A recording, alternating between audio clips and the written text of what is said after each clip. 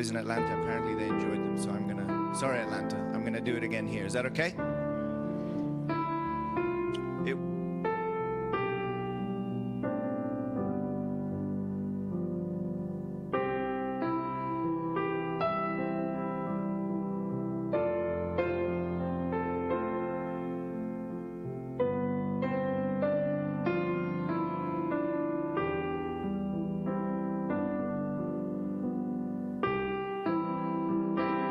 Was the last stop.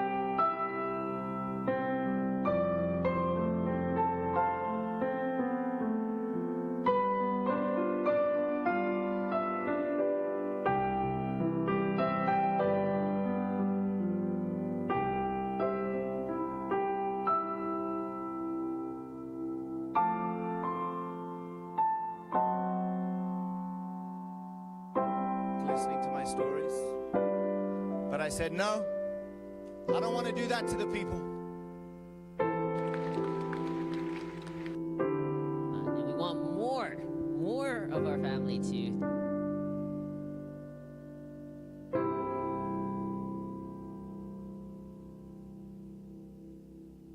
connect and connect with us. So with that, please join me in welcoming our main message for today, President Damien Dunkley.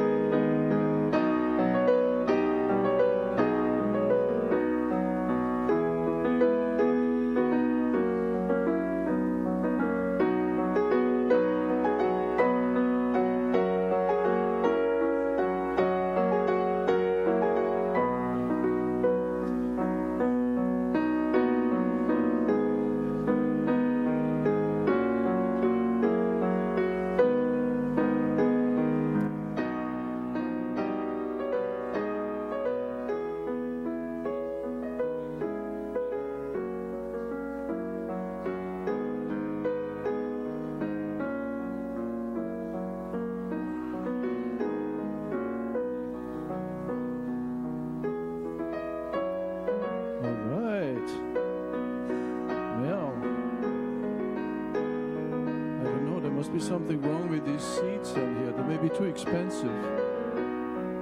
I can't afford these seats here.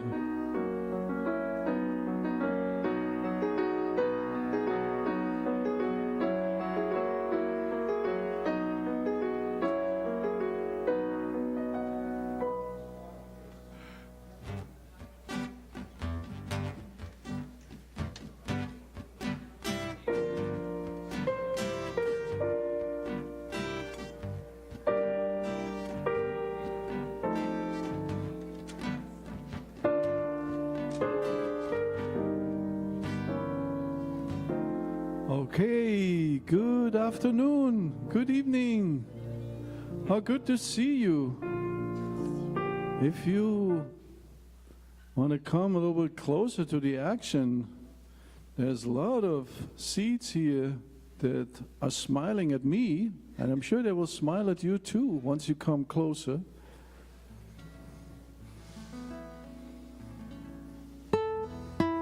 Okay.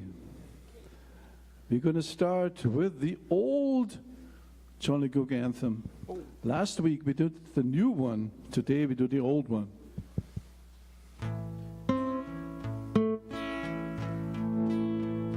Now the light of glory arises like the sun that shines on high.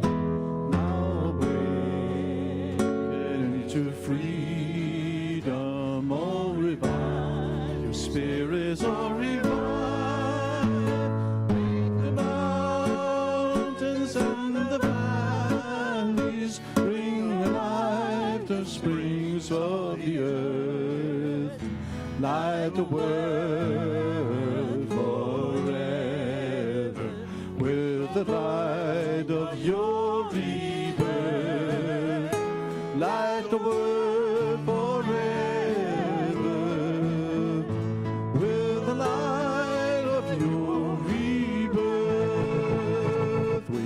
Called to bring back the glory to the life of God above.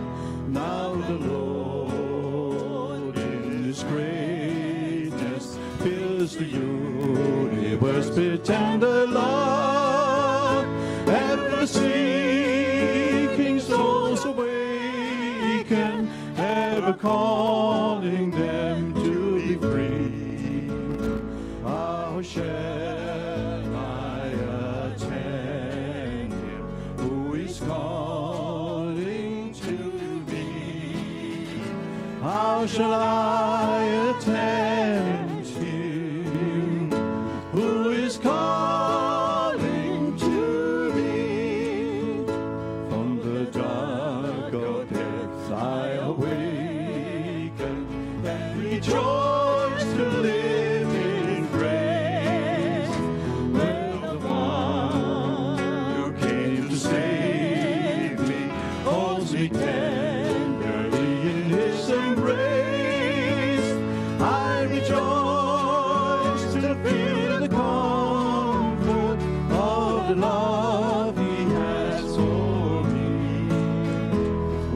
The blessing of glory to rejoice eternally.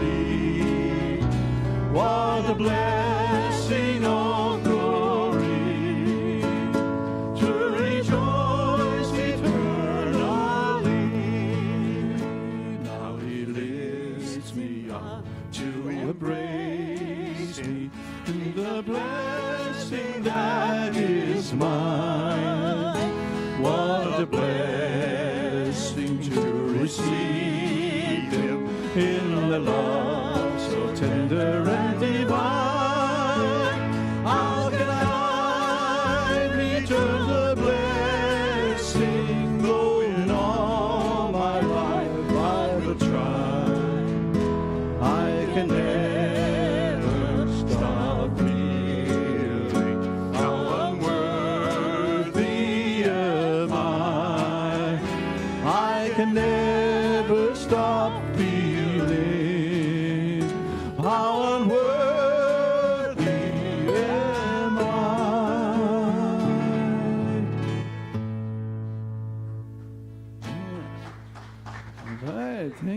as far as I know, these are the words actually from True Father. True Father wrote the words to this song. All right. Are we going to sing a song about the Chonshim 1? Oh, Take me to the doorway. Okay. I think the person is actually Joshua Carter with somebody else who wrote this song. He must have had visions of Chonshim 1 so many years ago. Take me to the doorway.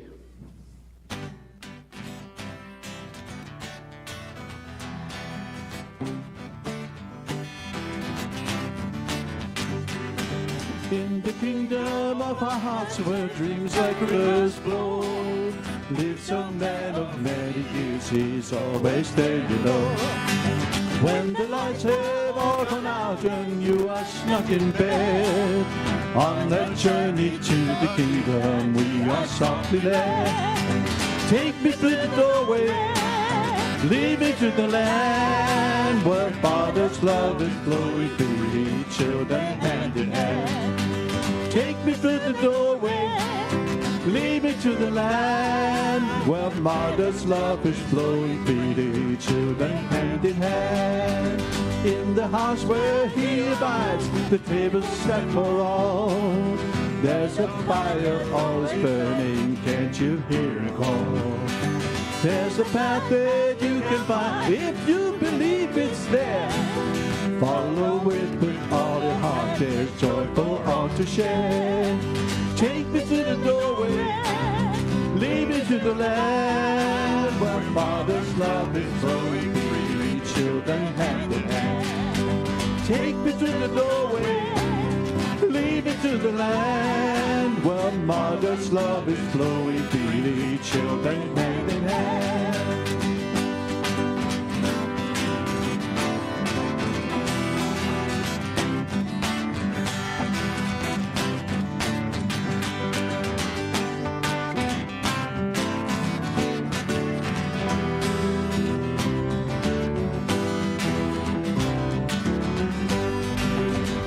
Kingdom of our hearts where dreams like rivers flow, lives a man of many years, he's always there, you know. When the lights have all gone out and you are stuck in bed, on the journey to the kingdom we are softly led. Take me to the doorway, lead me to the land where Father's love is flowing freely, children hand in hand. Take me to the doorway, lead me to the land where Father's love is flowing freely, children hand in hand.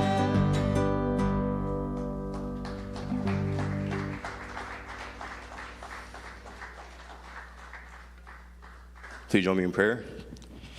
Good afternoon, our beloved Heavenly Parent and true parents. We are so grateful and thankful to be present here this Sunday afternoon. And yeah, I really just want to welcome you, Heavenly Parent, into this atmosphere, into this space. And I really pray that we can create an electricity and that we can have a powerful experience this evening, Heavenly Parent.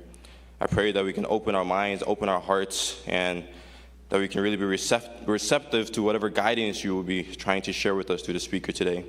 So I just pray that we can welcome you and that together we can really create an amazing experience this evening. Heavenly Parent, I thank you. I put this prayer in all names here, and my name, Eugene Cook, Jew. All right, good afternoon, brothers and sisters. Welcome to the Capital Family Church. If you guys are new here, we are simply a contemporary ministry, a family under one Father, one God, one Mother, trying to build about a better world. And yeah, I just pray that you guys can have an amazing experience with us today. Before we begin the service, we can say our goodbyes to the middle schoolers or the people who will be having Sunday schools. So if you're going to be having Sunday school, you can head upstairs on the second floor. And yeah, we'll be welcoming the band for one more song before we begin. Thank you. Okay, please be seated. Yesterday was June 1st, which happens to be the anniversary of the Yankee Stadium rally. How many of you were here for the Yankee Stadium rally? Do you remember what happened that day? Yeah. We had kind of a reprise yesterday. We were downstairs rehearsing, and all of a sudden, there started coming rain inside the room. A big flood was coming. I guess there was a pipe broken or a leak from the shower above or something, but there's like rain all over the floor in the rehearsal room. So it brought back good memories, even though it wasn't such a good experience. So sometimes bad experiences make good memories, right? So I wrote a song about this, and some of you have heard it. And if I can change my sheet music, I'll be able to sing it for you.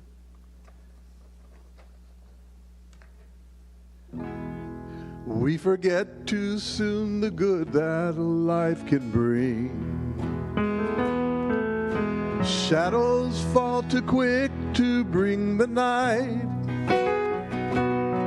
When darkness overcomes me and I have no voice to sing, a memory returns to make things right. The day we drove the rain away, oh, the day we drove the rain away, and we sang "You Are My Sunshine" where the Yankees used to play. The day we drove the rain away. I recall the storm that darkened our blue sky,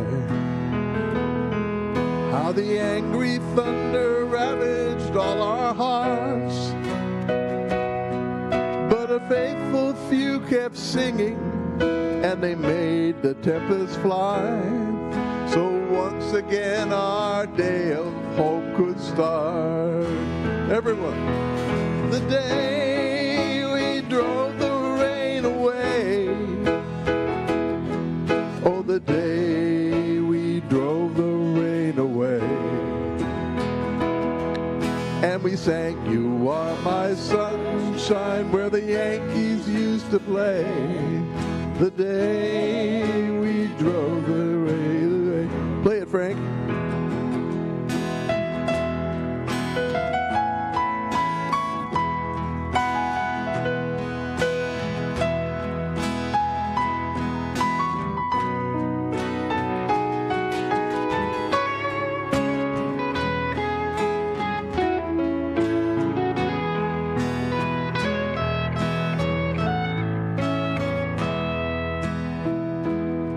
When you spoke that day, I had to shed a tear.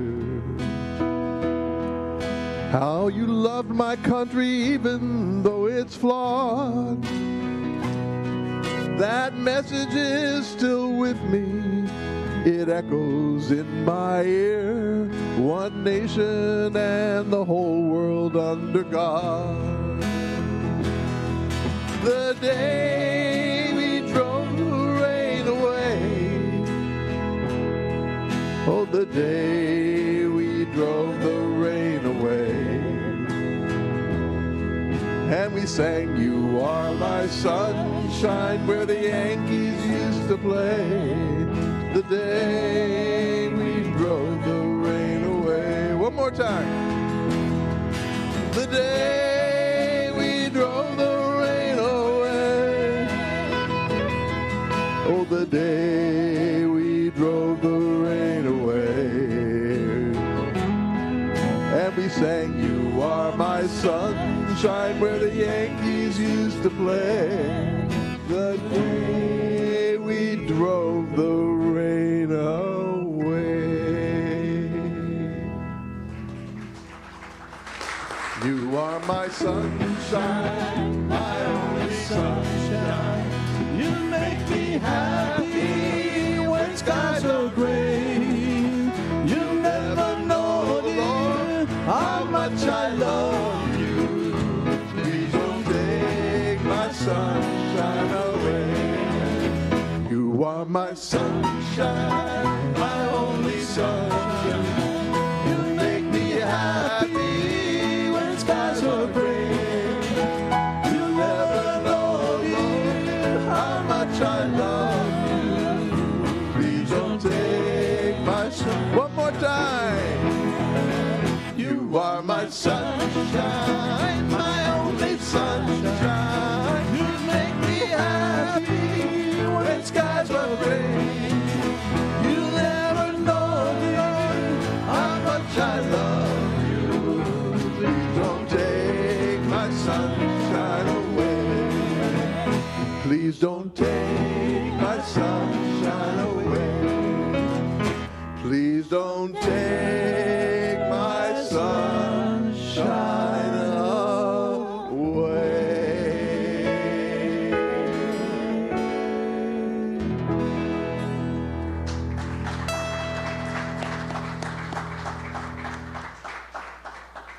Thank you so much to our amazing band. Let's give them another round of applause. All right, so now we're going to be moving into our main meat of today. But before we begin, I would like to kindly ask everyone to move forward, just so that we can feel like a nice, cozy family. Yeah, like was stated earlier, there's a lot of nice, happy, smiley chairs in the front row. If you guys could please kindly move up a little bit and fill up those rows. But yes, so for today's service, obviously Damon Dunkley is not here, but our Pastor Dr. Shield is going to be, he's going to be explaining more about what his message is going to be about. So I just pray that we can be attentive. I pray that we can listen and that we can be open to what God will be sharing to us today. So let's please welcome up with a warm round of applause, Pastor Dr. Shield. Thank you. Just very briefly, because it's going to be a long message. Who like long message? Don't worry, it's not going to be so long, but it's very profound. It's going to be a profound message. It's going to be a message from our regional president, Reverend Damien Dunkley, that he gave this morning in Belvedere. It was a national service at Belvedere. Some of us were there yesterday, participating in the ancestral liberation, blessing, and cleansing of evil spirit, all of that. So on that foundation, he gave this message this morning. And every time we hear President Damien Dunkley talks these days, it's all about really how we can understand the time in which we are living and how we can respond to the calling of heaven at this time. Right, brothers and sisters, we are not living any ordinary time. I hope you get it by now. If you don't, please pray about it.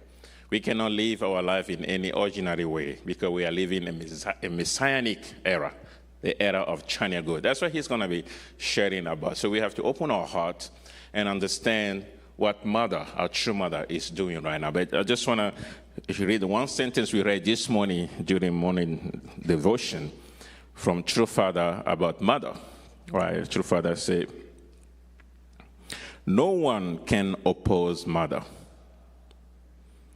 No one can oppose mother. Who can oppose what has become one? He will talk about the importance of true parent, how father and mother become absolutely one.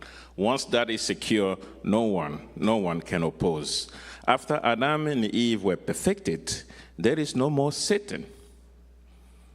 If you oppose mother after that, you will be broken and leave. She cannot be opposed.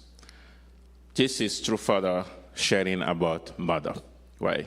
So with that in our mind, in our heart, let's really prepare ourselves and be attentive for this 40 minutes or so to hear our national president, Reverend Damien Dunkley. Let's welcome him.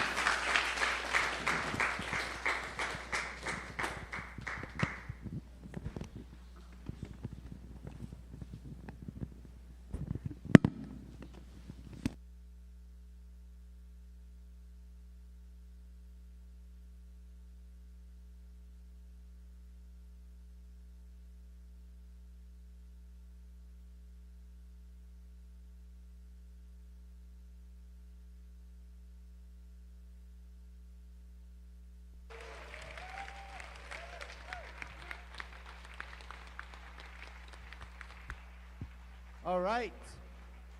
You guys look beautiful. Oh, I'm not fishing. I'm just saying. How you guys doing? Oh, I'm great.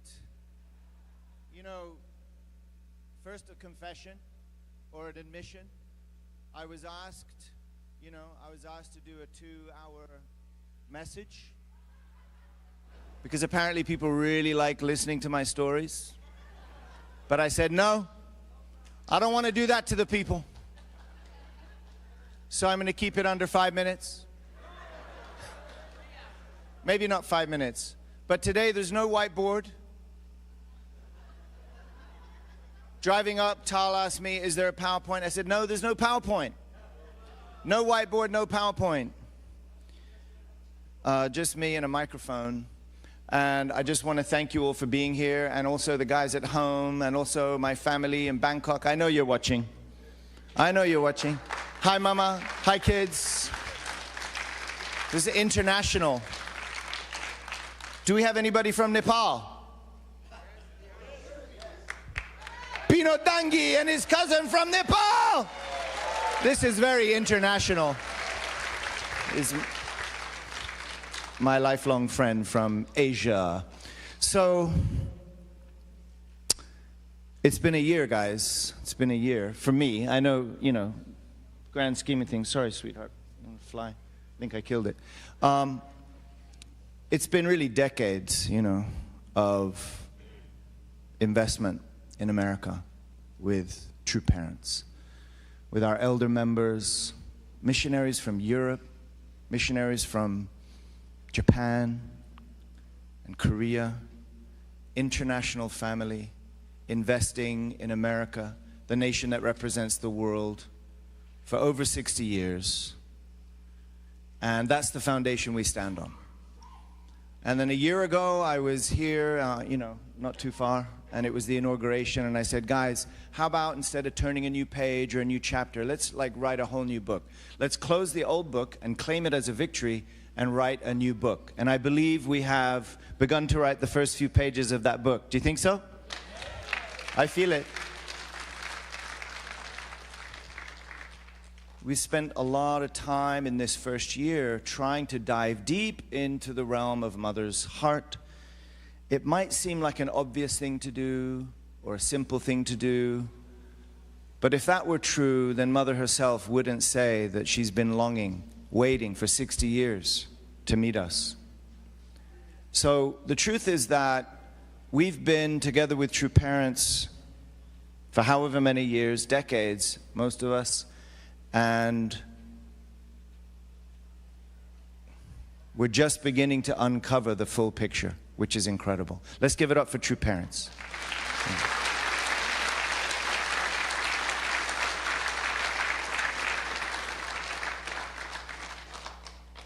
So I spent a lot of time this year talking about mother, didn't I? Did anybody, oh, these beautiful flies kissing me. Did anybody wonder if I would ever talk about father? Hey, Carlson, good to see you, bro. Nobody wondered? Nobody waiting for me to talk about father? Today I want to share a couple of stories. That's it.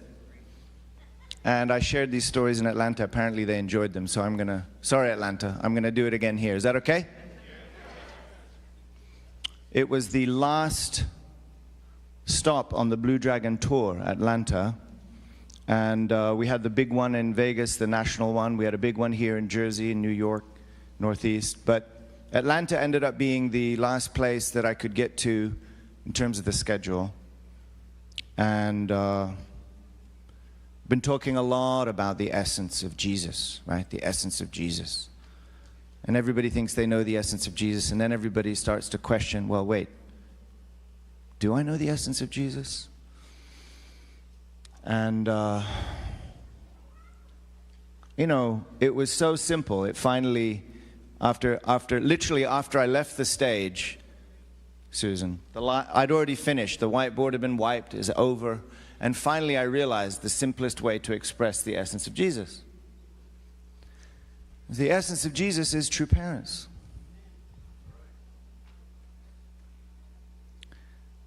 The essence of Adam and Eve was supposed to be true parents. The essence of Jesus was true parents, is true parents. The essence of true parents is true parents. And the essence of God is true parents. Let's give it up for Heavenly Parent, true parents. This is amazing.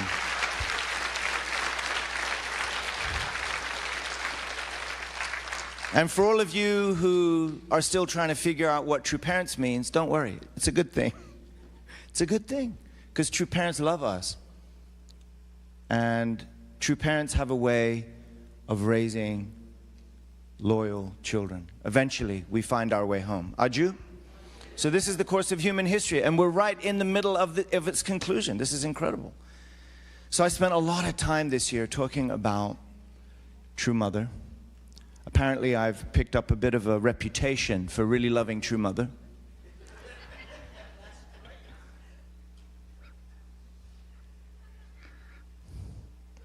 Rumor has it that I have a bit of a reputation, you know, amongst the leaders in Korea as well. They're still trying to figure out why Mother ever promoted the Apple Heaven drummer to the president last time. They were really confused about that, especially because I kept on drumming. But I want to share a couple stories with you. And I want to start in Las Vegas. It must have been 2012. It may well have been the last time true parents were physically in Las Vegas together. The last visit. And you'll remember, anybody from Las Vegas here? Dr. Kim, of course. Yeah? Oh, Stefan. So, you remember when true parents come to Belvedere or to East Garden, usually there's a few members gathered to welcome them. The same thing in Vegas. Remember, Dr. Kim, when you'd get the call, they're coming from the airport, there's a 5-minute warning, everybody's standing outside the gate of the big, beautiful house there and waiting to wave and clap as they arrive. And there's always a couple chosen to give the flowers, right? Preaching to the choir here, you know exactly what I'm talking about, right? So this time, Yumiko and I were chosen to give the flowers. So we dressed up. We got the flowers prepared, given to us, and then we were holding the flowers there, waiting for true parents to come. And the car pulls up, and it pulled up with, okay, so father and mother could get out. I remember father was getting out directly here. Mother was either in the front seat or coming around. I believe maybe both they came out. But the father pulls up in front of the house, and you've all been there, right? If you haven't been there, you've got to go for the 7-day workshop. There's beautiful steps up to the main door, right? So there's the gate, the driveway, and then steps, kind of like this, coming up to the main door, flowers. And there's probably 100 members there, right? A throng of members.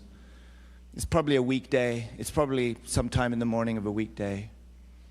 And the car pulls up, and true parents get out. And there's almost no space left to bow and do the flower greeting. Okay? Anybody ever done the flower gift for true parents? Raise your hand. Own it. Be proud of it. Yes. Good job. So, you give the flowers. I think I give to mother, Yumiko gave to father, and then we shake hands and then cross-shake hands. The flowers are still kind of hanging around because there's the throng of people. We're surrounded by people. It seems like the crowd's just pushing in. And so I shake mother's hand. Anybody shake mother's hand? So soft. It's so soft, yeah. And shake mother's hand, And then I shook father's hand. Now, any man here know how to shake a hand? You're confident you know how to shake a hand? Bob, you know how to shake a hand? All right. How do you shake a hand, Carlson? Firm. That boy was raised well. Firm. You shake a hand firm. Carlson, is there any particular rule about like how long you hold the hand? You know when to let go. But what happens like when one or other like gets the timing wrong? It's a bit awkward. As a man, it feels a little bit awkward. So anyway, shake mother's hand, shaking father's hand. I'm shaking father's hand. I remember the flowers are still there, so nobody could really see because everything's like lumped on top. The flowers are there. I'm shaking father's hand under the flower. Big bouquets. And mother's right next to him. Yumiko's over there. Now Yumiko's starting to get out the way because she's already shaken father's, she's moved out the way. And she's kind of next to me, but the throng is just moving in. And so I'm shaking father's hand. And Yumiko already now let go of mother's hand. The timing was, okay, it's time to let go.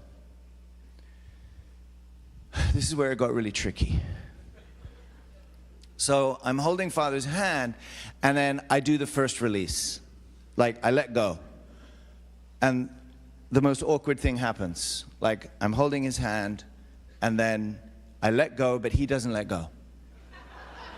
So what happens when you have two firm hands?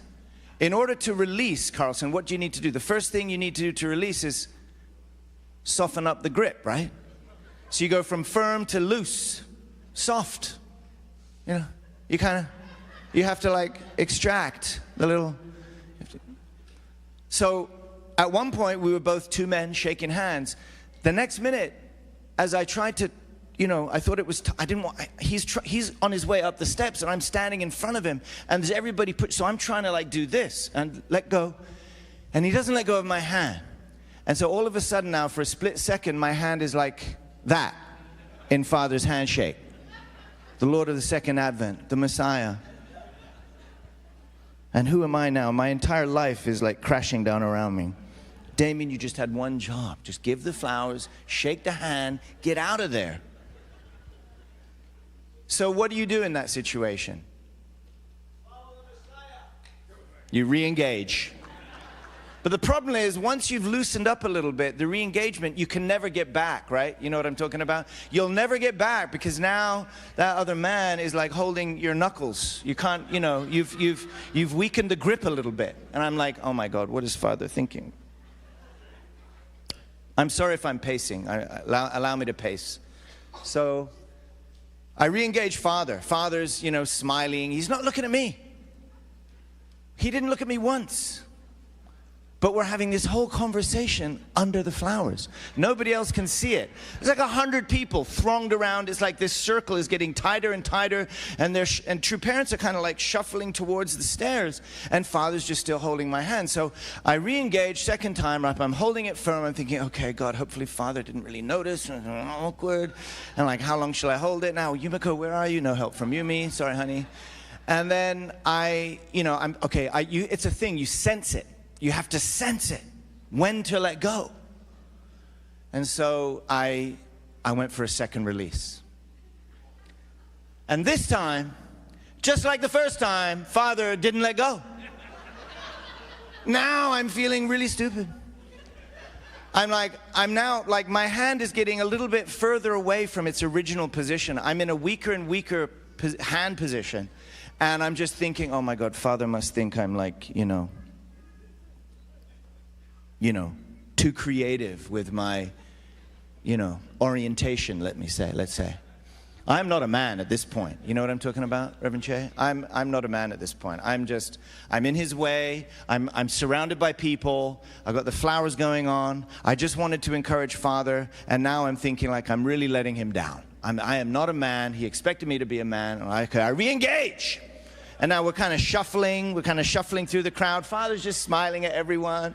He's got his baseball cap on. Everybody's like, there's no confetti, but spiritually you can see the confetti, right? There's spirits flying around. It's an exuberant celebration. Yumiko, I don't know where she is.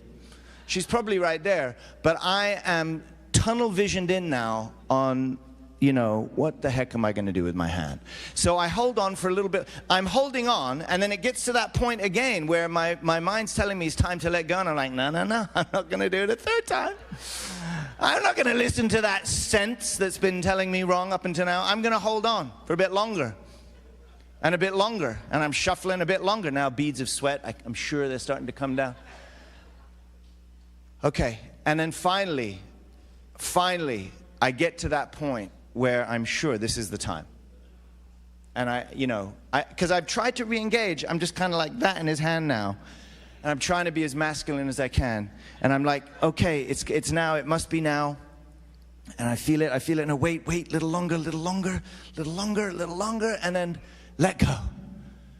Nope, Father's still holding on tight to my hand. He doesn't let go. He's just like shuffling forward, smiling at everyone. Now I feel like a complete idiot. So can all of you relate, young men? Do you know what I'm talking about? Do you even know how to shake a man's hand? You know how to shake a man's hand? Because if you don't know how to shake a man's hand, this story doesn't make any sense to you. But as a man, you know, the only way it could have been made worse is if somebody pulled my pants down or something like that. That's how embarrassing it is as a man when, you know, it's just a simple thing, Damien. Just shake the Messiah's hand. Just be a man about it. Nope. I'm holding on now for dear life. He doesn't let go. And I'm thinking, I'm done. I'm done. I'm cooked. And Father's not looking at me either. That's the thing. It's like this body language communication going on. I have no idea what's going on. This goes on all the way up the steps. I don't want to bore you with I mean, maybe you like context, right? So you want to know the texture of his skin, you know, the temperature, the sound of the bird song in the trees beside me. All I could think and see was, oh my God, this is embarrassing. But it was a great honor to hold Father's hand. And Father was holding my hand and wouldn't let go, even though I tried to let go, because I thought it was the right thing to do, or the polite thing to do, or according to my timing and my idea. But Father decided everything, from the beginning to the end, when to grip and when to let go. I'm sure so many right now are thinking, Damien, of course, why were you that stupid? But that was my experience, that was my story. And that was probably the last time I saw Father. And that was probably the only time that I'd ever actually touched Father for any period of time like that. So that's my story.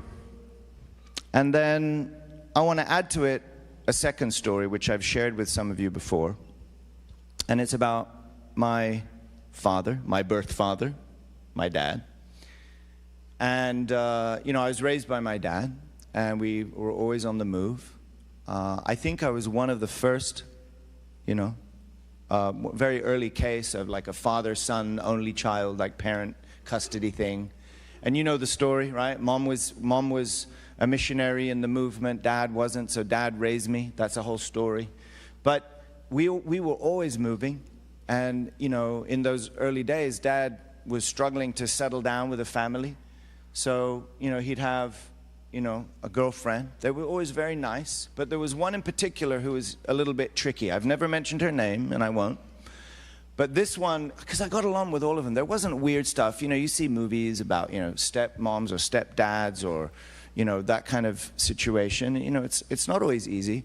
But we never had any trouble. But this one lady was particularly troubled, was particularly struggling. I think she felt a little bit threatened maybe by how close my relationship and my father-son relationship was.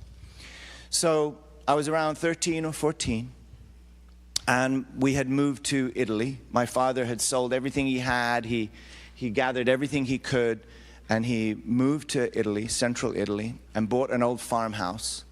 And the top floor, this thing like 2 stories made of stone, like solid wooden green shutters, and like hills everywhere. Just imagine total Italian nature, countryside. And the top floor was habitable. That means you can live in it. There was even a functioning bathroom.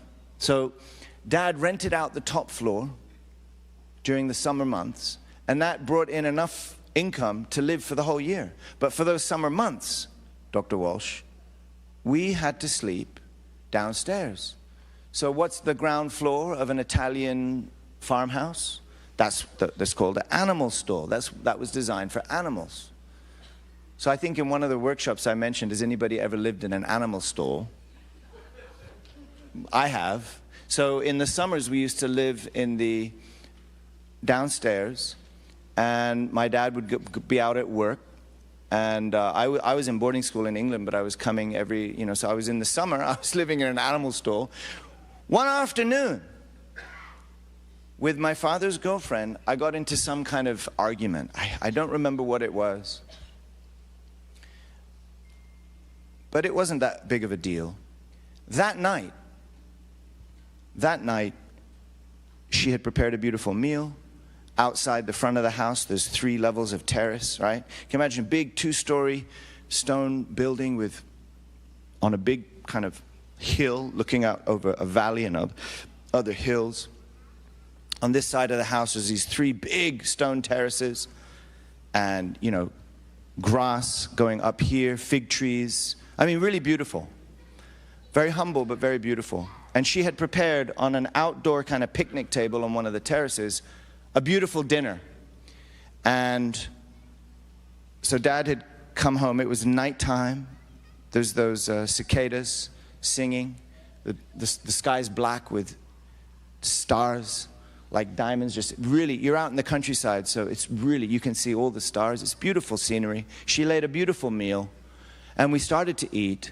And right there after the first mouthful, she started to recount the day's events about this fight that we had and how terrible Damien was. And this had never happened before. So she spends about 5 minutes telling my dad, who was sitting on, he was there, she was there, and I was on this side. And she took about 5 minutes to explain to him all the terrible things I did that day. I mean, it was ridiculous. It wasn't real. It wasn't like me.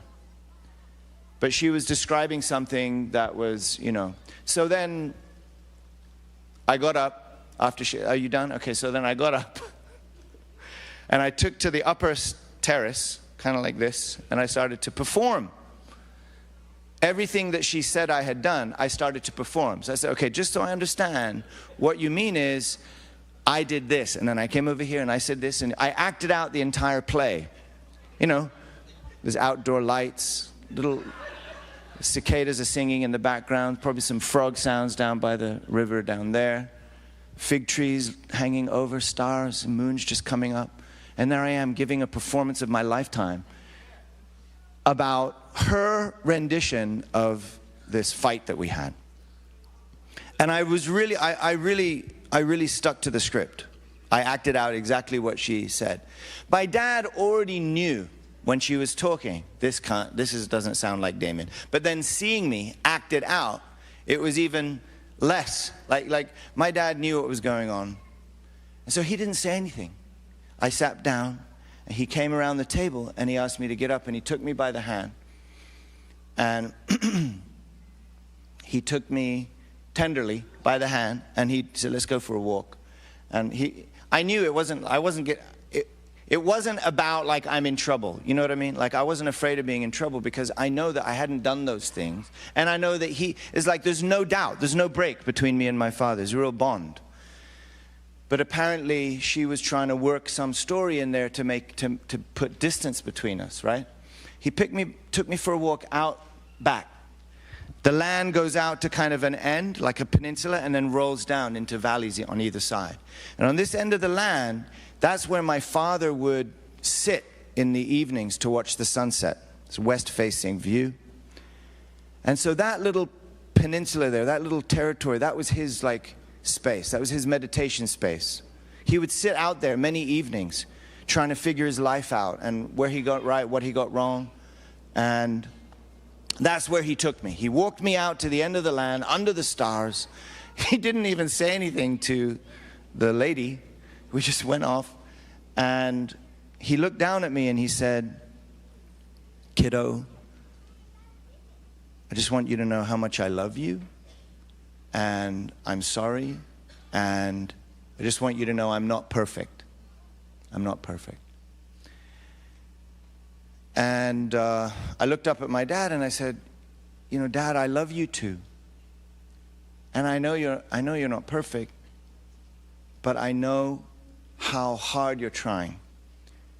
And so whatever you can build, whatever you build, I will inherit gratefully. I will inherit whatever you have to give to me.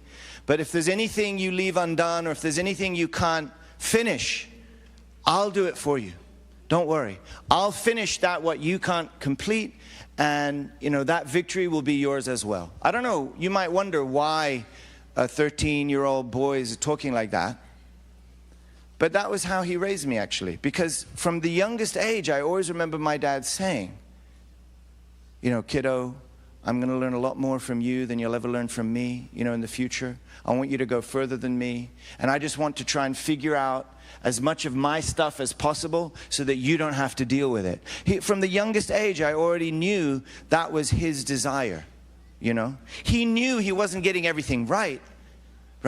But he was honest about that, and he was trying to make sure that I knew that he was doing his best. And he didn't want me to inherit a bunch of stuff. It's not like we're talking about ancestors and stuff, but in a sense, that's the heart with which he was conveying that kind of mind.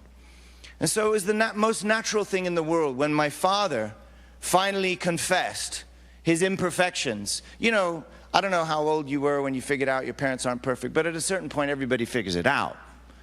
I had already figured that out. That wasn't the issue, but he had to vocalize it because of this embarrassing situation. But it wasn't about just this one fight with this one woman. What he was apologizing for was, it's like we're traveling around the world, we're dragging around the world. We haven't been able to settle a family, stay in one place. I don't have a mother, It's been a confusing upbringing. And I knew that that's what he was saying sorry for, but I knew that he was trying. And so I said, Dad, don't worry. I love you too. And I'm going to take whatever you give me with gratitude, but with anything you can't complete, anything you can't finish, I will finish for you and bring the victory back to you.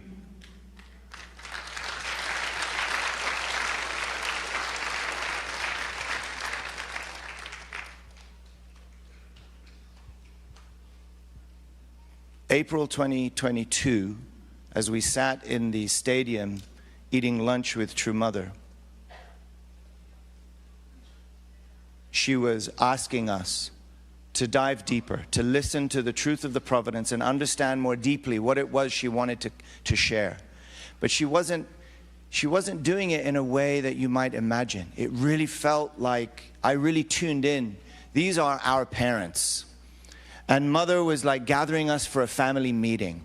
And Mother was saying, there's more that I want you to understand and thus be able to take responsibility for. You love true parents, don't you? You love true father especially, don't you? Then please do your best, be diligent, understand the real truth and depth of the providence, even things that we couldn't tell you until now. And please help to take responsibility. Let's do this together as a family. And when she was saying this, I was reminiscing about that time under the stars with my father when he was telling me, hey kiddo, I love you, and I'm sorry I didn't get everything perfect, but I just wanted to know how much I love you. And I'm like, Dad, there's no question of this. There's no question of me like holding grudges. I don't have any resentment towards my parents. I never remember having resentment towards my parents. Why would I bother doing that? I'm grateful for what I was given, and I'm looking forward to letting them feel the joy of whatever victory I or my children can bring. I mean, it's the same for true parents. Don't we want to be part of a family and part of a community? We know not everything's perfect, but we want to be part of a family. We want to be part of a community that we know if I trip up and fall up, if I make a fool of myself, you're going to be there for me, and I'm going to be there for you. Right? And when our children struggle, we want our children, the first thing we want our children to think about is, I want to go tell Dad about this. I want to go tell Mom, or ask Mom about this. Or my sibling, or Uncle so-and-so, or Pastor so-and-so. Honestly, the pastor should be the last line of defense. The community should be full of uncles and aunties, fathers and mothers, that by merit of our own action and culture, create a sense of trust in our children that no matter what they do, no matter what happens, we're going to be there for them. Isn't that who we are?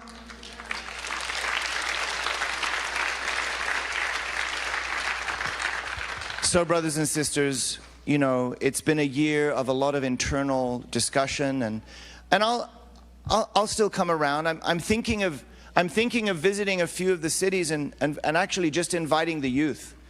Next time if I travel a little bit. But it's been a year and a lot of internal rebirth.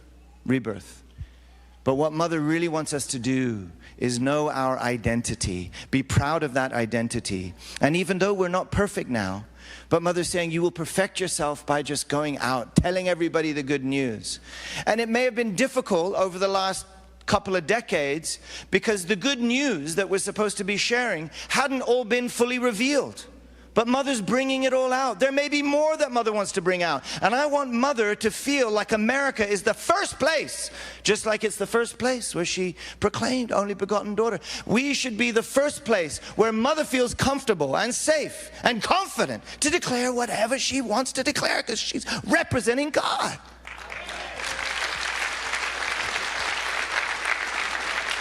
We can do that, right? America, I know we can, that's who we are. And now everybody's working at their own pace, but we are really entering into a new era. We really have begun to write the first few pages of a totally new book. I can see it. Many of us can see it and feel it. And this year is going to be a great year. It's, for some reason, it feels like the beginning of the year again. And we have solar calendar new year, lunar calendar new year. But we're just less than a year away from the entrance ceremony of the Chonmongung. There's probably a lot of you that are still trying to figure out even what that is. Trust me, amazing. Trust me, you're going to want to be there. You want to be a part of that. But it's really the demarcation between everything that has been and everything now that needs to be in the future. It is a new era. It is a really new era. And Mother wants us to be new. That's why we've been investing all this time to come good on what she asked us to do already 2-3 years ago. Please understand the truth of the providence. Take responsibility for it. Pray about it deeply in the Chonshim One. Don't ask me everything. Ask God. Ask true Father in the spirit world. We've heard so many testimonies, right, Dr. Kim, of people seeing, meeting Father in tears in the Chonshim One, and Father telling them directly. We've had people who never even came to some of those workshops, having dreams and revelations in prayer in the Chonshim One, arriving at the same conclusions, the same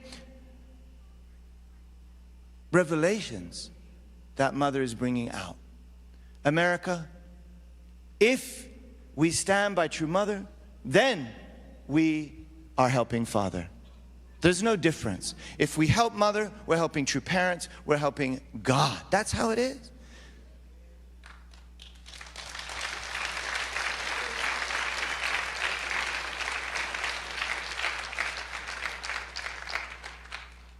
It occurred to us, you know, our leadership team, it occurred to us that it would be a really beautiful thing if we could bring 1,000 couples to the blessing next year. It's April 13, and it's going to be, you know, the holy wedding anniversary is the major holiday of the year. And it occurred to us that, well, you know, 1,000 couples, we can do that. Now, the most we've ever brought is just less than 100. 100 couples is 200 people. It's a lot of people. 1,000 couples is a lot of people. And I want you to understand, there's nothing about this that's like a statistic or a data point or a spreadsheet idea. To bring 1,000 couples, it's 2,000 people. And it means probably you got to reach out to 4,000 people. And to reach out to 4,000 people, I'm not talking about me preaching from the stage, and I'm not talking about an email announcement. It's going to be a lot of one-on-one conversations. And listening to where people are at and what they need. And if they're ready to go to this incredible blessing next year, it's going to be an amazing year, 2025. To be a part of that blessing, if you're ready, is a major deal. But it takes a lot of work. It takes a lot of investment. And I want not just our matching advisors, not just our small team at headquarters at BFM, every pastor, every first lady, every matching blessing advisor, every uncle and auntie, we can be a part of this to help our young people experience this incredible blessing, cosmic blessing in Korea with true Mother, while Mother's with us. 2025, big year.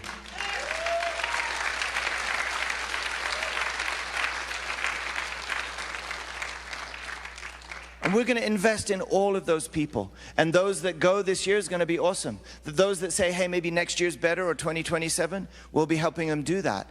And to do that, we want to do as much as we can to simplify, to streamline a lot of what might seem kind of complicated about how to get blessed, right? But we want to simplify, we want to streamline, and we want to make sure that everybody understands that there's a pathway for them, even this year, to receive True Parents' blessing in Korea.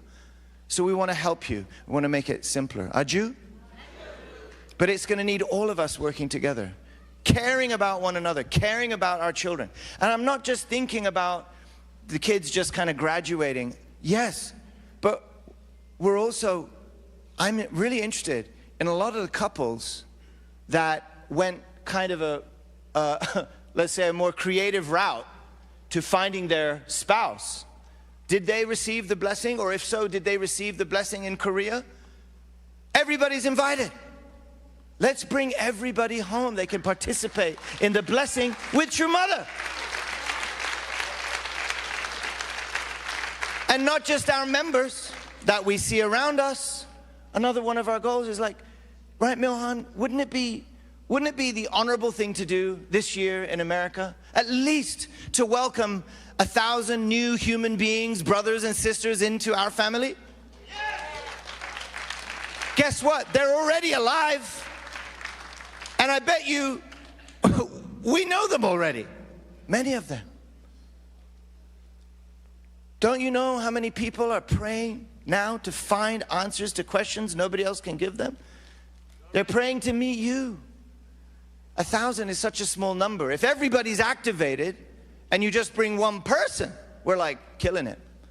Let's at least together bring 1,000 new members into the family this year by 2025. Aju? So these are our goals. And we're going to continue to do the internal work. But now's the time to really, go out too. Let's make our communities the places that we're proud to invite people to. You're free to make your environment beautiful at church, okay? So let's make our environment beautiful. Let's be proud of inviting people to be a part of that. Invite your friends to BCSF. Why not? Invite your friends to GPA. Invite your friends to church. And make sure church is awesome. Okay? All right? And I believe this is a minimum we can really think about to give ourselves focus for this year. What do you think? Are you in? I'm not pitching you. I'm just testifying to you that this is what's coming up. What do you think? I think we can do it. We've received so much love from Heavenly Parent and True Parents in America. I told you so many times when I asked the African leaders, what do you want? What do you need? You need some money? You need some laptops? What do you need? Missionaries? You know what they told me? One after the other, they said, no, we need, they have True Parents.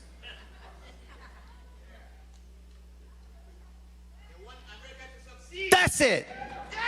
They said, we need America to break through. It's almost like I felt stupid asking the question. It's like, Damien, why are you asking this question?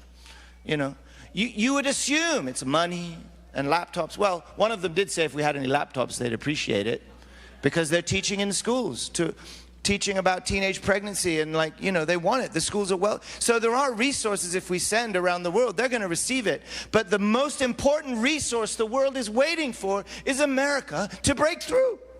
America to break through. They said, if you go 1 inch, if you break through 1 inch, for us, it's a mile. If America can jump 1 inch, we can jump a mile. And if America can jump a mile, we're all the way to heaven. This nation was prepared for this. They said, listen, I'm like, really? Is that all you need? I said, Damien, think about it. True Parents spent more time in your country than their own country. They spent more time in America. There's more holy grounds in America. There's more blessing in America. There's more investment in this country than any other country in the world, because Father and Mother knew it represents the world. We're the last people that should be complacent. The last people. We have to remember how blessed we are. just to be here, alive, still. And they said, if all of the love and all of the blessing and all of the education, all of the training that you've received in America, if you can't break through, what the heck are we going to do? Please, America, break through. That's what everybody's praying for. We can do it. Don't you feel maybe now the stars are aligned for America to really break through? I feel it.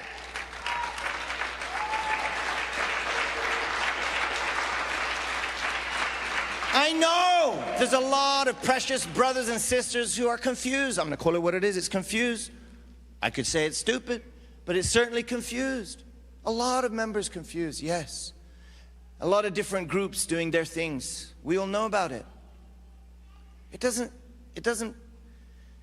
scare me because I know everybody's coming back. God's bringing everybody home. Everybody home.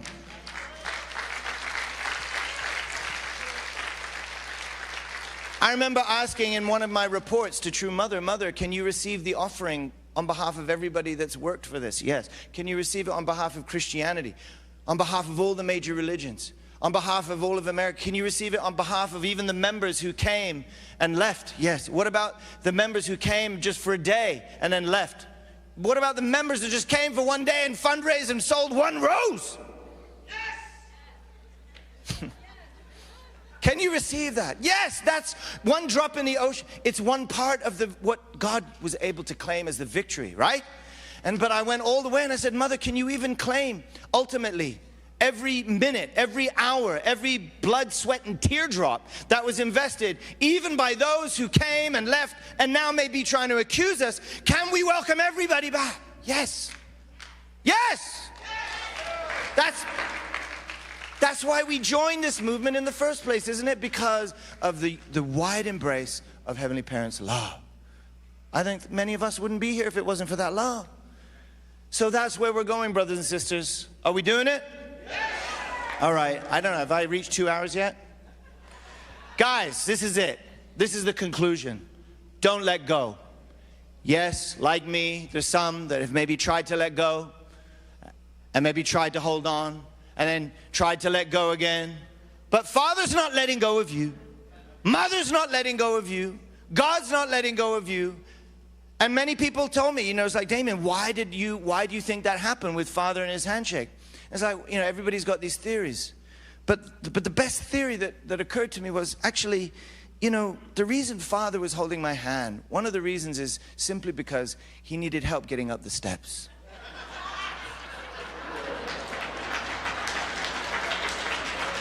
So brothers and sisters, true parents are not letting go of us. Let's hold on to them and make sure that we can help them all the way up the final steps into the Chonwangung, into the kingdom of heaven, into the substantial completion of all of God's providence. And America's got a major role to play. Never let go, brothers and sisters. Hold on. Let's take it all the way. And let's have a great day. God bless you. Thank you so much.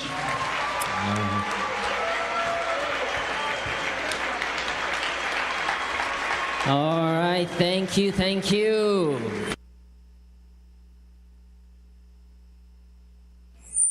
All right. Damon Duncan is an amazing speaker. Let's give him another round of applause. Yeah, I think the biggest thing that I took away from that was, though it was long, I feel like the message was very simple. We need to awaken ourselves to the time that we're living in. And ultimately, all that we're being called to do is to create a family and to create a community in which, like we were saying, like where we can have our kids approach each and every one of us as older brothers and older sisters, aunts, uncles, and seek guidance and seek advice from us, right? That ultimately the purpose of our lives is to be one family under God, right? Something very simple, but I think many times we overcomplicate things. So I really appreciated this message from Damien Dunkley. But yeah, now we're going to be going into sharing our takeaways. So we're going to be doing pair shares. So you can find somebody, or you can be a pair or a trinity, and you can share for 2 minutes each. And then we're going to come back together, and we'll have about 3 people share with the group. Yes.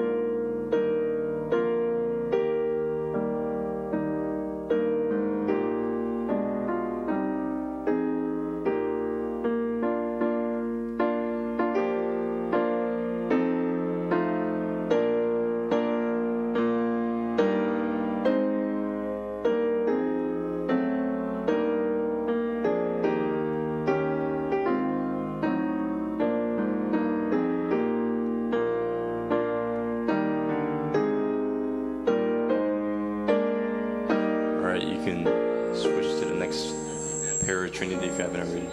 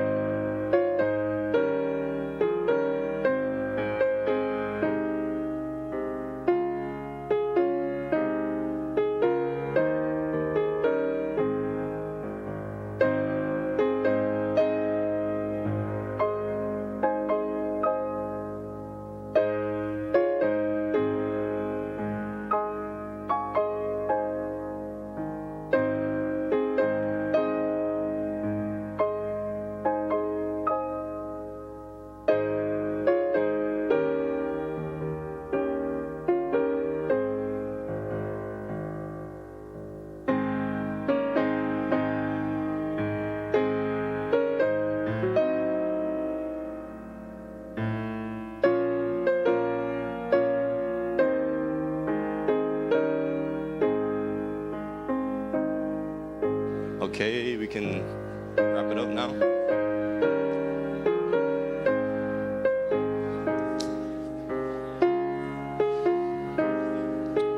Okay, you guys can thank your neighbor, and we can bring the focus back. Yeah. So yeah, that was quite a spirit-filled sermon, and it seems like you guys are having very spirited discussions. So we can have about 2 or 3 people share. Do we have a mic? Oh. These ones? These ones? Okay. So yeah, if anyone is inspired to share something, we can have a mic going around, and then you can try to keep it somewhat brief, about 2 minutes max. Yeah.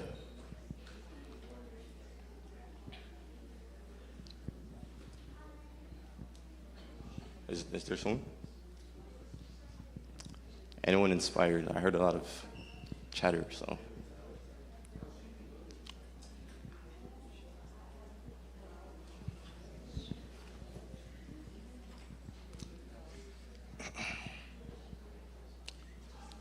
Yeah. Any CARP members want to share something? Something brief?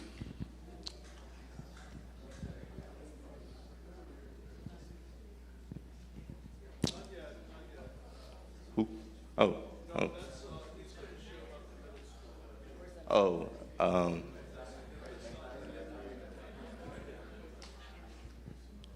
That says later. Okay, we have one right here for about the sermon. Oh, quiet crowd today.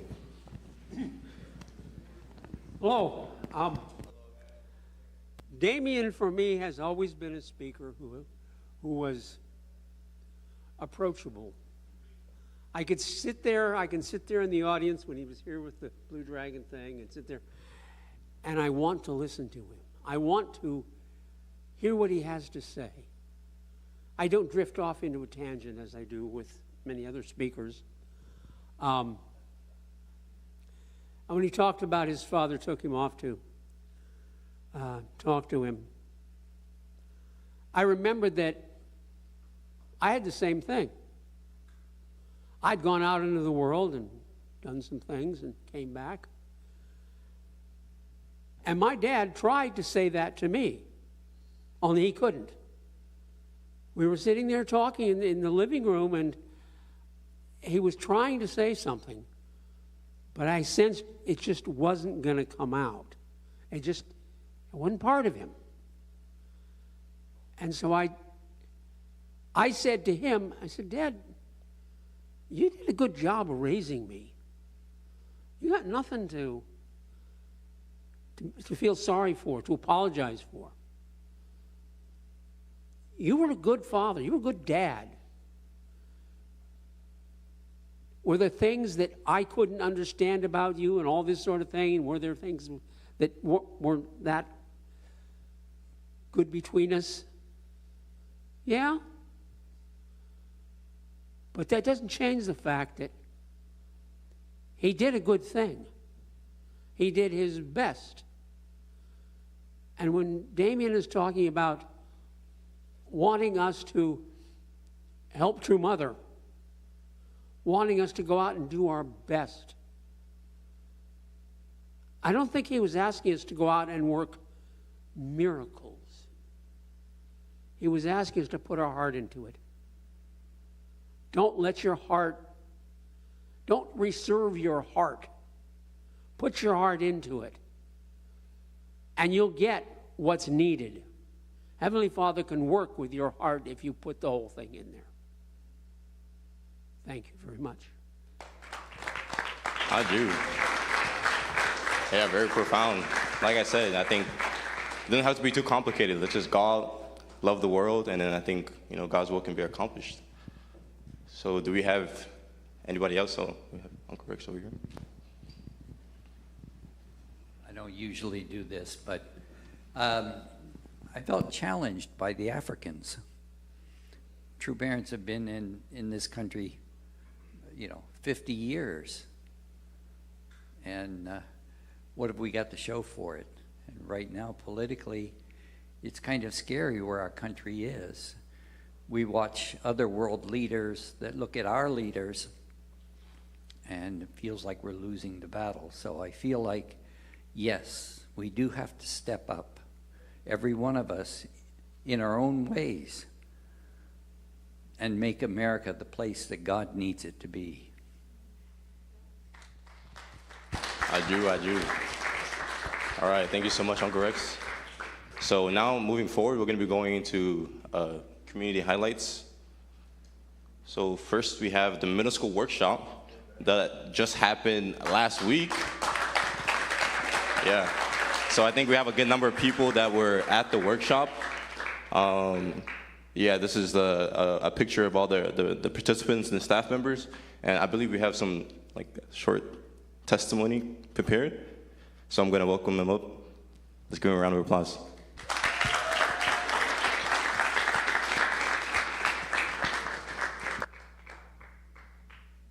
So I actually didn't prepare anything. We were just talking about it in a group and I was nominated.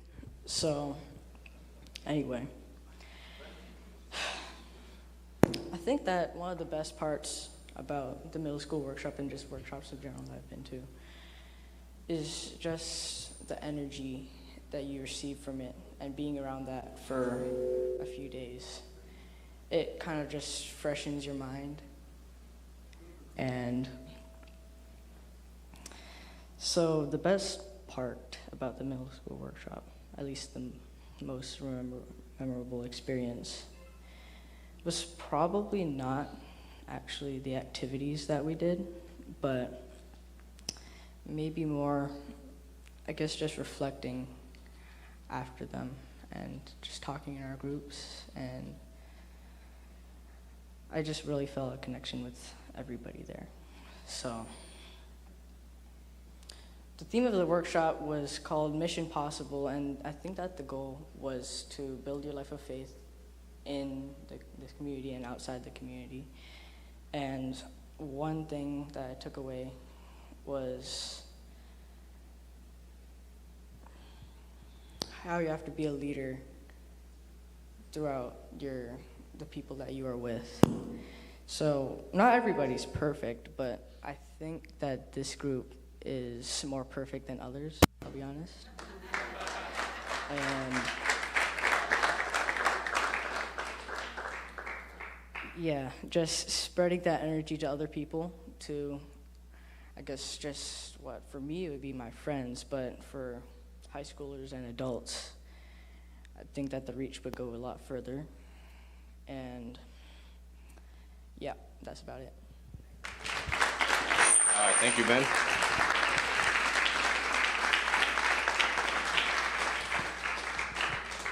Okay. Yeah, the importance of community. So next up, we have the United Football Games. I believe I talked about this about 3 weeks ago. This is a game that's going to be happening in London, actually. It's like kind of like a runoff from a Sports Fest. Essentially, what happened was we have BCSF every year, and this is something that's new, where the top players that performed at BCSF, they're going to be playing in London from June 28th to the 30th. And I believe that next week that we're going to have a fundraiser set up to help support the game, so you guys can look forward to that. Next.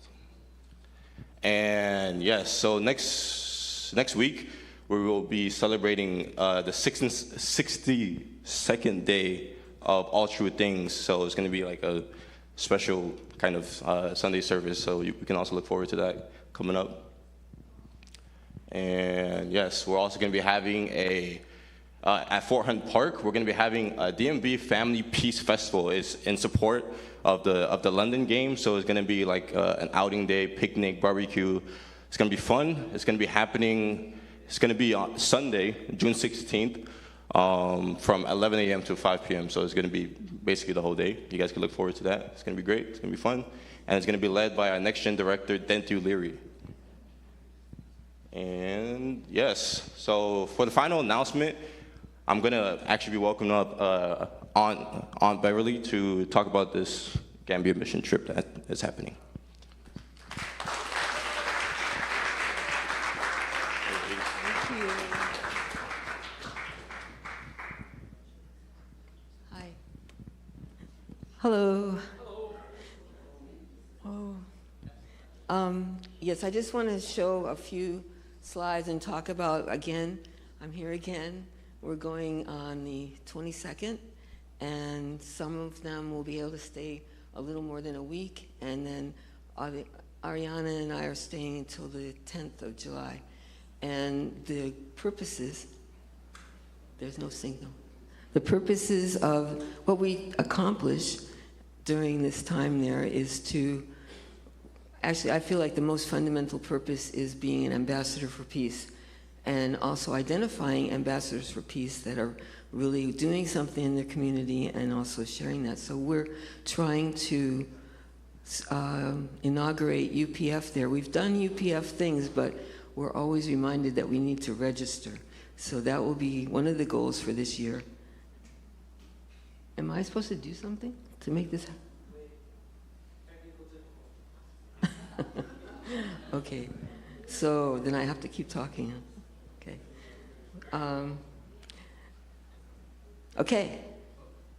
Yes. So this is a project. I do it through the New Hope Academy because it's a little easier with the 501c3 project. So everything that people give is tax deductible, and we're going to explain the way to do that through that system. It was originated by Father and Mother Moon in 1996 in a way that tribal messiahs were sent to, or national messiahs were sent to different countries. So also you have been so supportive. The Family Federation couldn't have happened without you all. So I feel like it's a group project, big time. This slide is just to show that it's a bit different there. This is a beach, and also these were there to greet us the first year in the airport. in the parking lot. So it's a very big, different cultural experience that people can experience. This is one of the youth groups, and this is some of the scholarship students. So the youth groups there, we work with 2 of them, and we do many projects. And they build lifetime friendships.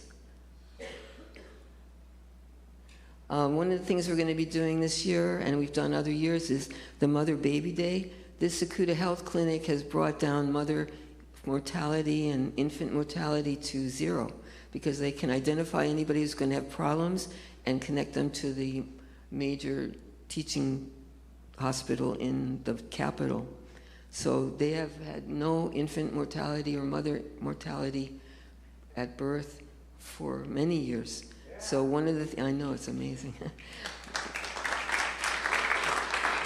So we get, actually, some of the kids that have gone with me in the past, this made them decide to become nurses. And one of them became a doctor, not only because of this, but it stimulated their desire to do that. So this is Esther, like I'm not going to take long for each slide. So this is, we've sent barrels of equipment, because when I went to the hospital, they said, well, I asked them, what do you need? And they had a checklist, and he started going down the checklist, and then he just started making lines, going through all the boxes. So he said, we need everything. And they didn't even have gloves for surgery. It was really basic. So it's a real wake-up call for us to really understand the situation of developing nations. Okay, we've done things like build walls around a school, because otherwise animals like the ones you saw in the first picture seem to like to go through the school grounds, and it's not that sanitary. And this is an actual teaching hospital. This is the main hospital in the whole country, and we volunteer every year to clean up the grounds with Gambians. Everything we do is with the people, because that's the whole point, is to be able to build those kind of relationships with the kids there. And we do volunteerism skits and programs in different schools.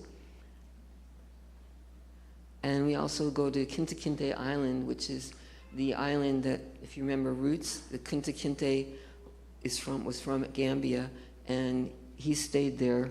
And it's a very deep experience to go there and see what those people went through, and also the determination of the people in Gambia to never let slavery happen again in any way. And they're very aware of the human trafficking that's happening. So they really look to America to stop that, to help stop that. This is Joy Morrow from New Hope Academy. She went 1 year. And he's explaining about how slavery is happening in the world, but we have to stop it everywhere, that we can't forget the past. This was a museum, and this is what made me understand more deeply that America is really looked to for guidance. So he's a hero in Gambia. This one is a well we put in once, and also more character education. They love skits, and so they love to do skits with us, and we do skits about character development in different schools. We visit things like the Crocodile Park, and they eat 2,000 pounds of fish every morning, so we never have any problems. And this is a monkey park. You recognize John? This was a few years ago. John Moffat went there.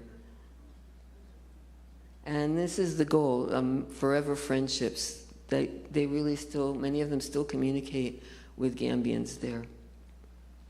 And then this is the latest project. This is, these girls were the first group, and they are learning how to make tie and dye. So we'll spend a couple days, 1 or 2 days, making tie and dye with them and connecting to those girls that are doing that.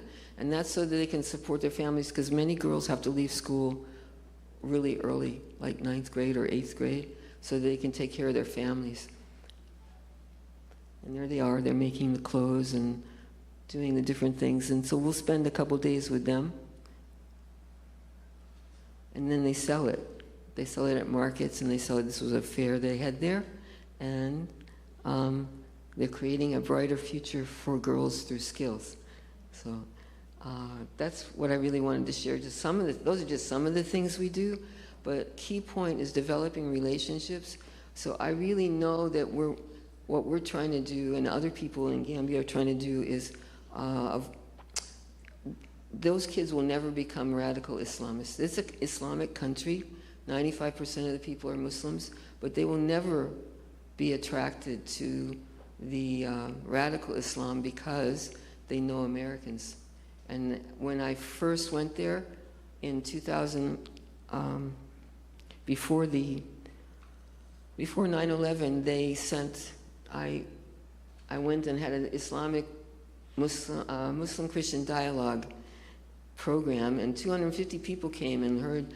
What they really heard and what the reflection showed was they really understood the values are the same between the two religions. The values, the deep values, some of the dogma is different, but the values are the same about family and marriage and so on.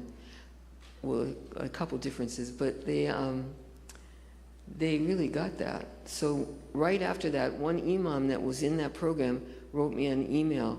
This was 2001, right?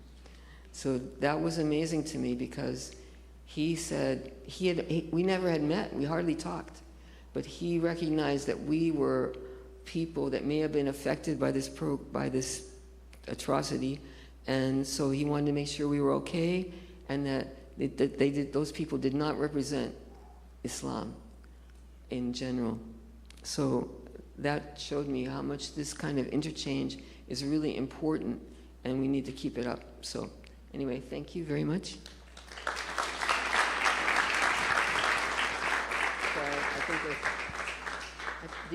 Did you want to show one more thing, Concha? Okay, sorry. She's going to talk. Yeah. This is the page in case anybody feels like donating tax-free. Hi, everybody. So this year, my 3 boys went to Gambia when they were in high school, and this year I'm going, finally, woohoo. And this is Ariana Hess, she's gonna go also. This is, yes, and this is Valerie Perez, and she's going too. She's one of my dancers, and she's been around for a long time. Her sister just is about to finish doing 3 years of GBA, so she's gonna go to Gambia, yes. And also another one of my dancers who could not come. Yeah, I already said that I'm going to. So anyhow, if you want to donate for a tax deduction, she doesn't know, but actually New Hope Academy, this is newhopeacademy.org, and then you scroll to the bottom, and then you click donate. Can you do it, Theo? You click donate. So newhopeacademy.org. Homepage, scroll to the bottom, and then can you change that? Says Garden Project, change it, just click on it. Choose Gambia. Yeah, click on the Gambia. No, there's the second one, the next one, Gambia. Yeah, there you go. And then you can donate. It's a tax-deductible donation. It will go to help the wonderful work that she's doing there. And also, she's got beautiful things from Gambia that she brought. Every year she brings things, so they are in there. I have great respect for Ambev. She's been going there for 28 years and bringing a lot of young people. And I know my boys had an amazing experience there as well. So, yeah, thank you.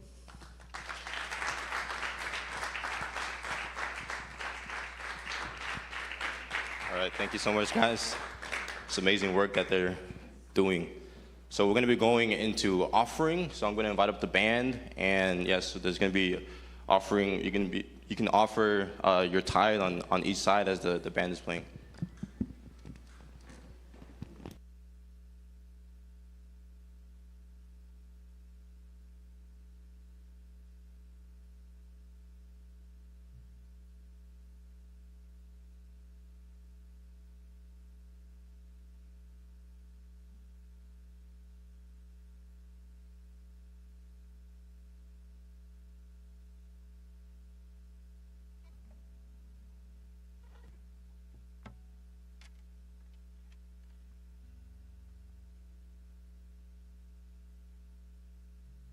Right, okay, great. Well, you know, Jesus often said, those who have ears to hear, let them hear. So I hope you have ears to hear, and you can hear a song in the meadow, loud and clear.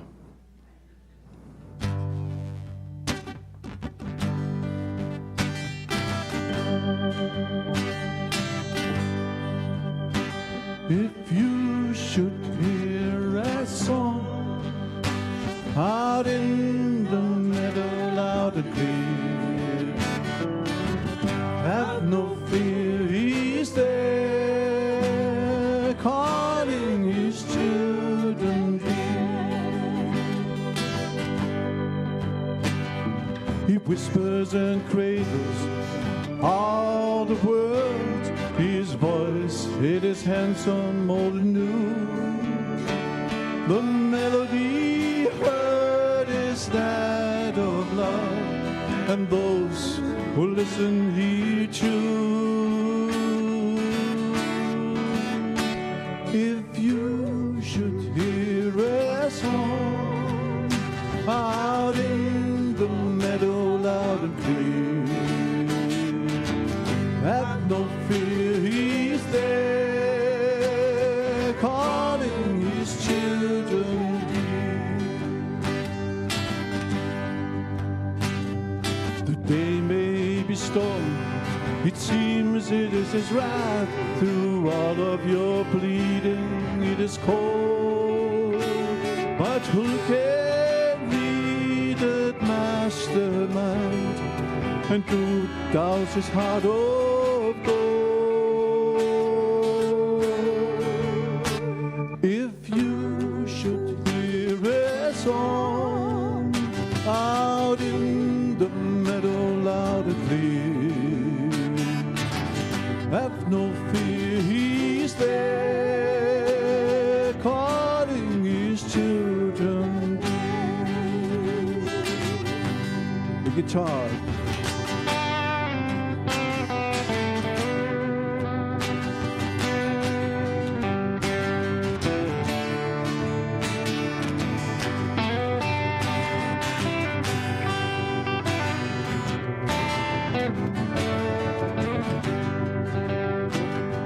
As time is the sunshine, wisdom is the key. His children are growing to be free. And in that land where he was king, he now a bridegroom shall be. If you should hear a song out in the meadow, loud and clear, have no fear, he's there, calling his children dear. If you should hear a song out in the meadow, loud and clear, have no fear, he's there, calling his children dear. He's calling his children dear. He's calling his children dear. Yes, he's calling his children dear.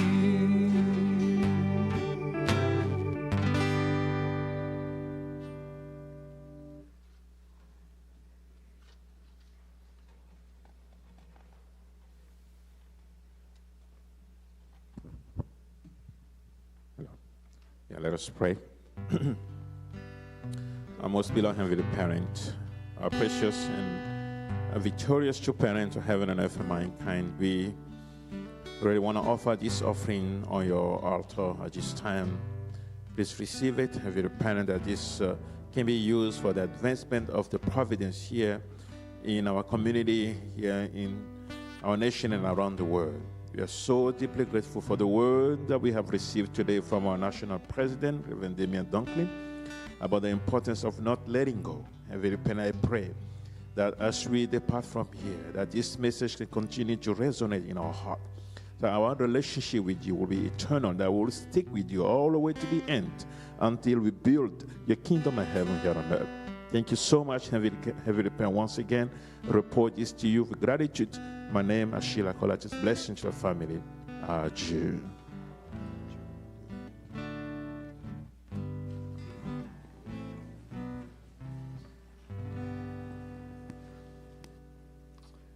All right. Do you know there's an epidemic in the United States? No. What is it? You tell us. Well, you know the Dr. Vivek Murthy, who that is? You know who that is? It's the U.S. General Surgeon, and he said that this epidemic affects 1 out of 2 of Americans. You know what it is? It is loneliness. Loneliness. It's an epidemic. So, well, here are we, reaching out to the lonely people. I'm sure God has been talking to some of them, and it's up to us. And if you want to feel good, you better do good. So, that's a song. If you want to feel good, you're going to do good. And give your love to all the lonely people. Are you ready? 1, 2, 1, 2, 3, 4. Many times I hear you say, I'm feeling really down today. One comes near, you see red. All you want to do is stay in bed. If you want to feel good, you're going to have to do good. And give your love to all the lonely people. Everything will be right, bright and shining in the sunlight. When you can share your love with others as it's meant to be. Are there times I heard you say, I just don't know what's my way. You hang around, killing time, feeling only bored and sick in mind. If you want to feel good, you're gonna have to do good. And give your love to all the lonely people. Everything will be right, bright and shining in the sunlight. When you can share your love with others as it's meant to be. Let's hit the guitar.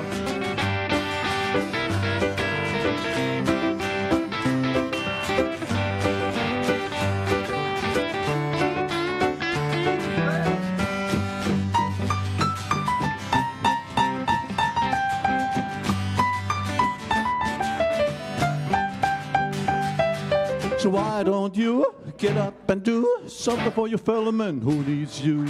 In a while, you see a smile. Suddenly your life has got you style.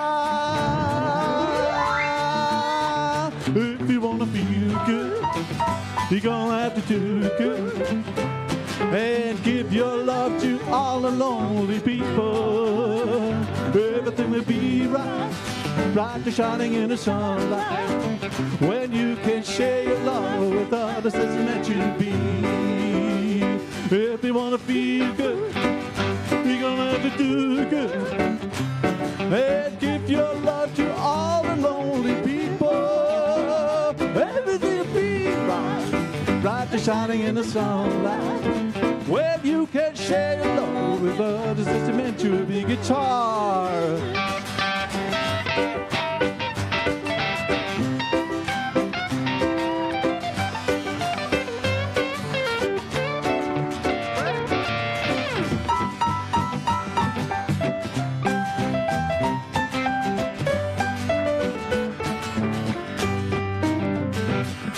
So why don't you get up and do something for your fellow man who needs you?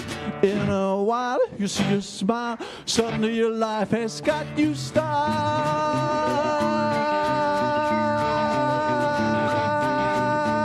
If you want to feel good, you're gonna have to do good.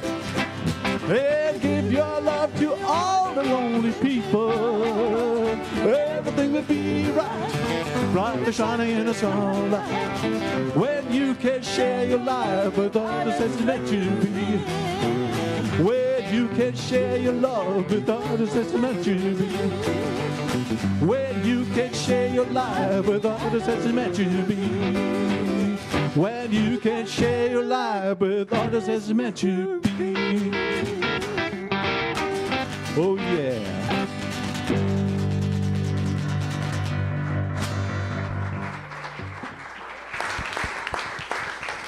All right, that's it for Sunday service. Thank you guys for joining. Dinner will be downstairs. You guys have an amazing week.